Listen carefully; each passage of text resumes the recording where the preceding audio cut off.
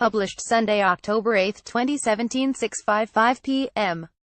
Updated 1 hour, 18 minutes ago. Indianapolis AP, Vice President Mike Pence left the 49ers Colts game after about a dozen San Francisco players took a knee during the national anthem Sunday, the latest move by President Donald Trump's administration to clash with NFL players over patriotism and public demonstrations. The former Indiana governor flew in so he could watch Peyton Manning's jersey retirement ceremony. Pence didn't stick around long.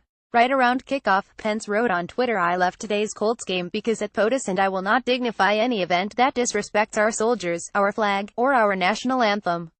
The White House also issued a statement from Pence, in which he said Americans should rally around the flag.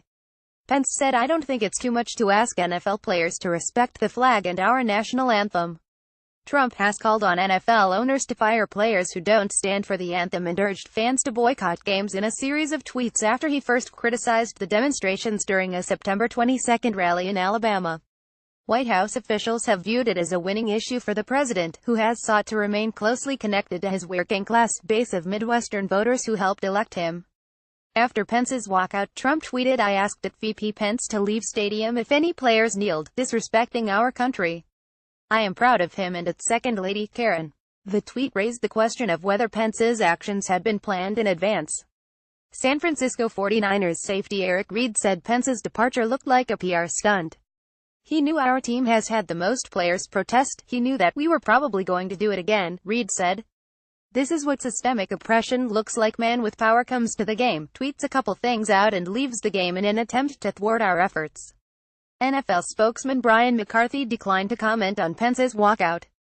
The Colts also had no comment, and after their 2,623 overtime victory, Indianapolis coach Chuck Pagano steered clear of the issue. "No," Pagano said when asked if he had any reaction. On Sunday night, Dallas owner Jerry Jones said the NFL can't leave the impression that it tolerates players disrespecting the flag and that any of his Cowboys making such displays won't play. Responding to a question about Pence leaving the game in Indianapolis, Jones said after the Cowboys' 3,531 home loss to Green Bay that the league can't in any way give the implication that we tolerate disrespecting the flag. Of his own players, the Hall of Famer said, "If we are disrespecting the flag, then we won't play. Period." The Cowboys knelt arm in arm before the national anthem when they played at Arizona 2 weeks ago. Players, coaches and others, including Jones and his family, were among those in the line. All of them stood during the anthem, with arms still locked. The NFL Players Union said in a statement Sunday night that discussions about issues by the league's players should not be stifled. NFL players are union members and part of the labor movement that has woven the fabric of America for generations, the NFLPA statement read. "Our men and their families are also conscientious Americans who continue to be forces for good through our communities, and some have decided to use their platform to peacefully raise awareness to issues that deserve attention. It is a source of enormous pride that some of the best conversations about these issues have taken place in our locker rooms in a respectful, civil and thoughtful way that should serve as a model for how all of us can communicate with each other. We should not stifle these discussions and cannot allow our rights to become subservient to the very opinions our Constitution protects. That is what makes us the land of the free and home of the brave." Colts players stood in unison, locking arms but standing throughout the anthem. But the 49ers have been among the most visible protesters in the league. Last year, former quarterback Colin Kaepernick started the movement to kneel or sit during the anthem, and Reid and other teammates backed him up on and off the field. Retired announcer Brent Musburger joined the fray on Twitter on Sunday night. "Yo 49ers, since you instigated protests, 2 wins and 19 losses. How about taking your next knee in the other team's end zone?" Musburger posted. Pence flew in Saturday after a statue of Manning was unveiled, an event attended by a number of luminaries including NFL Commissioner Roger Goodell.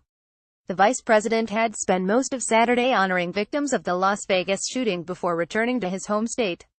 Aides to the vice president did not respond to questions on whether he had planned to make the public walkout in the game against the 49ers, who have regularly held the demonstrations.